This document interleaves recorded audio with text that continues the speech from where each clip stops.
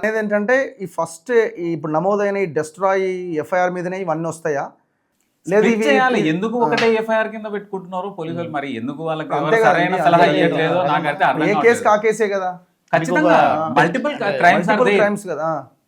అది మరి ఎందుకు అడుగు అరుణ్ గారు నేను ఒక మాకెందుకు వచ్చిన గొడవ? టెక్నికల్ గా నేను ఇచ్చిన కంప్లైంట్ కూడా చేయలేదు కదా సార్. మీది వచ్చి 7th కూడా రోజు నా కంప్లైంట్ కూడా చేయలేదు. మీరేమని ఇచ్చారు?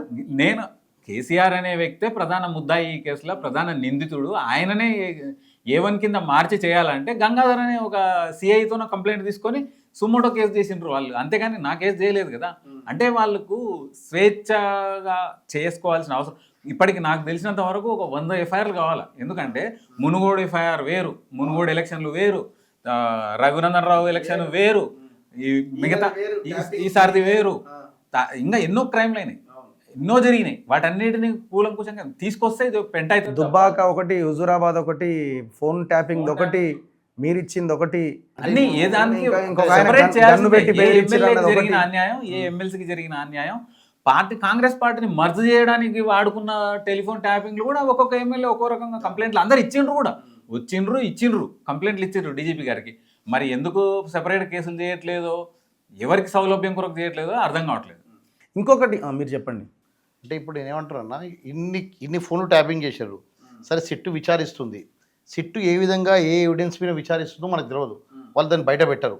ఓకే, సిట్ అనేది బయట పెట్టదు, ఓన్లీ కోర్టుకే సమర్పిస్తుంది. కానీ నేనేమంటున్నానంటే దీంట్లో వీళ్ళు చేశారని ఫిక్స్ చేయడానికి ఎలాంటి టెక్నికల్ ఆధారాలు ఉన్నాయి. ఇప్పుడు నా దాంట్లో ఏమైందంటే తెలుసో తెలియక వాళ్ళు అంటే తొందరపడి సెంట్రల్ నాయకులను ఇరికించారనే తొందరపాటుతో ఈ ఆడియోలు వీడియోలు బయటికి వదిలేసి నా కేసులో ఘోరంగా ఇరికిపోయారని నేను అనుకుంటున్నా. సో అది ఎంతవరకు టెక్నికల్లీ ప్రూవ్ చేయగలుగుతారనేది పోలీసుల మీద ఉంటుంది, గవర్నమెంట్ మీద ఉంటుంది. సో ఆ పోలీసుకు గవర్నమెంట్కు చిత్తశుద్ధి ఉంటే దా కేసు తీస్తారు, లేదంటే దీన్ని కూడా మూసేస్తారు, అంతే, ఇంకేముంటుందన్న. ఇప్పుడు చేత ఎఫ్ఐఆర్ చేయించాలి. ఎవరెవరైతే సాక్షుల కింద అంటే ఎవరెవరు ఫోన్లు అయితే ట్యాప్ అయినాయి అని వాళ్ళ దగ్గర రికార్డ్స్ తీసుకున్నారో, అంటే వాళ్ళు వినిపించి మీదేనా కాదని చెక్ చేసుకున్నారో, వాళ్ళ చేత కూడా కేసు పెట్టించాలి కదా, చేయాలి కదా, ఇమీడియట్ గా కేసు పెట్టండి అని చెప్పాలా. అంటే ఇప్పుడు నందుగారికి కూడా ఆప్షన్ ఉంది, యావజీవ కారాగార శిక్ష. ఆయన చేసిన తప్పుకు ఆయన కంప్లైంట్ చేసి కేసు రిజిస్టర్ చేయించుకొని ఛార్జ్షీట్ ఫైల్ చేయించుకుంటే దాంట్లో యావజీవ కారాగార శిక్షలు పడతాయి. అంటే లిమిటేషన్ ఉంది సార్, ఇప్పటికి కూడా ఫైల్ చేయొచ్చు, సిబిఐకి ఫిర్యాదు చేయొచ్చు, ఇక్కడనే ఒక ఎఫ్ఐఆర్ చేయమని మళ్ళీ అడగొచ్చు. అంటే ఆయనని ఎంత ఇబ్బంది పెట్టిందంటే ఆయన ఊపిరి తీసుకోవడానికి కూడా లేకుండా ఆయన ఆస్తులు కూడా ధ్వంసం చేశారు కదా. ఆయనకున్న రైవలరీని వాడుకొని ఆయన మీద కేసులు పెట్టి ఆయనని ఇబ్బంది పెట్టిండ్రు తప్ప ఆయనకి జిహెచ్ఎంసీని వాడుకొని ఆయన ప్రాపర్టీస్ని కూడా డెమాలైజ్ చేసింది ఆ పాత గవర్నమెంట్. అంటే ఈయన ఎక్కడ పోకుండా ఈయన ఆర్థిక మూలాలన్నింటినీ కూడా ఇబ్బంది పెట్టే పరిస్థితి. నందుగారు కాబట్టి తట్టుకున్నారు, వేరే ఎవరైతే ఈ పాటికి తట్టుకునే పరిస్థితి. అసలు సిట్ కెపాసిటీ ఎంత అన్నది ఒక చర్చ నడుస్తున్నది. ఇప్పుడు రేపు పొద్దున కేసీఆర్ని విచారించాల్సి రావచ్చు, కేటీఆర్ని విచారించాల్సి రావచ్చు, ఎవరెవరైతే ఉన్నారో వాళ్ళందరినీ చేయాల్సి రావచ్చేమో. సరిపోతుందా ఈ సిట్? దాని కెపాసిటీ సరిపోతుంది సార్. క్యాబినెట్ అప్రూవల్, క్యాబినెట్ చెప్పింది, క్యాబినెట్ చెప్తేనే కదా సిట్ వేసింది. ఎనార్మస్ పవర్స్ ఉంటాయి, చేసుకోవచ్చు. నేనేమంటారన్నా, మీరు అన్నారు కరెక్ట్ పాయింట్ మాట్లాడారు. ఇప్పుడు ఇదే డిపార్ట్మెంట్లో ఉన్న ఇదే పోలీసు వాళ్ళు ఇంతకుముందు పాత గవర్నమెంట్లో ఉన్నప్పుడు వాళ్ళ దగ్గరే చేశారు. సో వాళ్ళకు ఒక అంటే నాకు తెలిసి మీరు అన్నట్టు వాళ్ళ కెపాసిటీ సరిపోకపోతే, ఇప్పుడు ప్రభాకర్ రావు ఏసీబీ దగ్గర కూర్చుని అనుకోండి, ఆయన బాస్ ఈయన ఎగ్జాక్ట్ ఎంతో కొంత ఒక సబ్ కాన్షియస్ మైండ్ అంటే దేర్ ఇస్ ఎ పాసిబిలిటీ. అప్పుడు తొక్కేసింటాడు కదా ఈ ఇన్వెస్టిగేషన్ ఆఫీసర్లను, వీళ్ళని లూప్ లైన్ లకు పంపించి వీళ్ళ జీవితాలతో ఆడుకుంటారు కదా, వీళ్ళు కూడా రివెంజ్. అంటే ఒక వాస్తవంగా అట్లాంటి ఏసీపీ స్థాయి వ్యక్తి, ఒక డీసీపీ స్థాయి వ్యక్తి, ఒక ఐజీ డీజీపీ స్థాయి వ్యక్తిని విచారించడం అనేది కొద్దిగా కష్టమైన పనే. దీనికి కరెక్ట్ ఏంటంటే సిబిఐ కరెక్ట్, మళ్ళీ అది వేరే. ఇప్పుడు సిబిఐ అంటే మళ్ళీ ఇప్పుడు బీజేపీలు ఇంతవరకు మీ కేసులు ఒక్క మాట మాట్లాడతలేరు కదా, వాళ్ళని మొత్తం ఇజ్జత్ తీసి రోడ్డుకి లాగిన అవసరం లేదు. బీజేపీ చేసే అవసరం లేదు కదా, ఇప్పుడున్న గవర్నమెంట్ ఇవ్వచ్చు కదా. గవర్నమెంట్ సిబిఐకి చెప్తే ఒక నిమిషంలో అయిపోతుంది.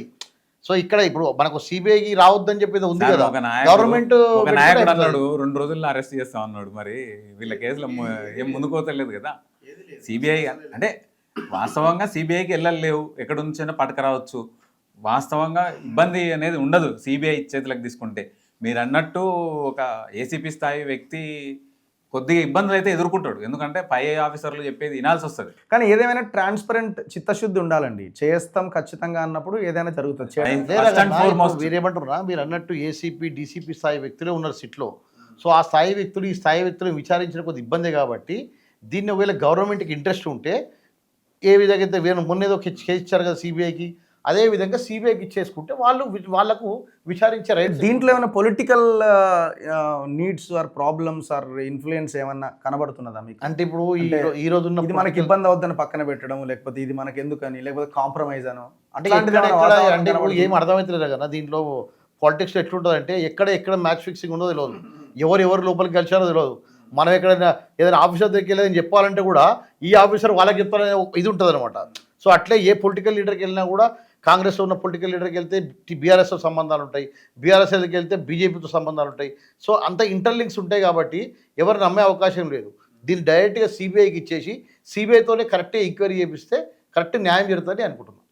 అరెస్టులు జరుగుతాయి తప్ప జనాలు నమ్మే పరిస్థితి లేదు. ఎందుకంటే 2 సంవత్సరాలు అవుతుంది, మళ్ళీ శివరాత్రి వస్తే ఒక 2 months అయితే శివరాత్రి వస్తుంది, శివరాత్రి వస్తే 2 సంవత్సరాలు అవుతుంది. ఇంతవరకు అరెస్టులు చేయట్లేదు కాబట్టి ఎవరో ఒక సిఐని, ఒక డిఎస్పీని, అది కూడా ప్రమోషన్ల మీద ప్రమోషన్లు ఇచ్చిన ఒక ఎస్ఐని అరెస్ట్ చేస్తే వచ్చేది లేదు. అంటే ఏమున్నా ఇంకొక 6 నెలలు హనీమూన్ పీరియడ్, ఆ తర్వాత చేయకపోతే వీళ్ళని కూడా మీకు కలిసిపోయారనే అంటారు కదా, కాంప్రమైజ్ అనే అంటారు, అంతకుమించి ఏమంటారు?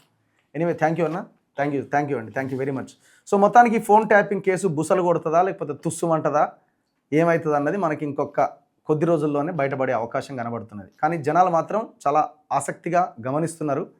దొంగలతోని మరి చేతులు కలిపి వీళ్ళు కూడా దొంగలైతారా, తిన్నది కక్కించి ఏమన్నా ఖజానాలో యాడ్ చేసి ఇట్లాంటి దుర్మార్గమైన చర్యలకు పాల్పడ్డ వారిని లోపలేస్తారా లేదా అన్నది పబ్లిక్ వెయిట్ చేస్తున్నారు. చూద్దాం, రేవంత్ రెడ్డి చేతిలో ఉంది, మరి అది ఎటు కొడతాడో, ఆ ఫుట్బాల్ ఎటు దంతాడో రాబోయే రోజుల్లో చూడాలి. చూస్తూనే ఉండండి మన తొలి వెలుగు.